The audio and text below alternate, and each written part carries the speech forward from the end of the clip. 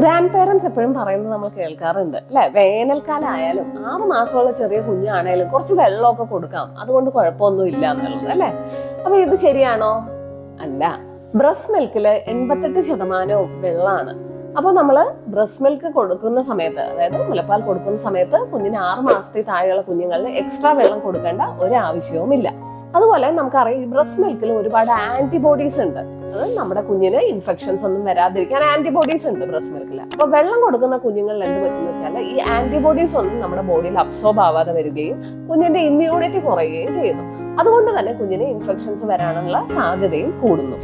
മൂന്നാമതായിട്ട് നമ്മൾ നോക്കുന്നത്, ഈ പാല് കുടിക്കുന്ന കുഞ്ഞുങ്ങളിൽ നമ്മൾ വെള്ളം കൊടുക്കുമ്പോൾ എന്ത് പറ്റുന്ന വെച്ചാൽ കുഞ്ഞിന്റെ വിശപ്പ് മാറുകയും വീണ്ടും ബ്രസ്റ്റ് മിൽക്ക് കുടിക്കാൻ കുഞ്ഞുങ്ങൾ ഒരു വിമുഖത കാണിക്കുകയും ചെയ്യുന്നു. അതുകൊണ്ട് തന്നെ കുഞ്ഞിന്റെ വെയിറ്റ് കുറയുന്നതായിട്ടും കാണാറുണ്ട്.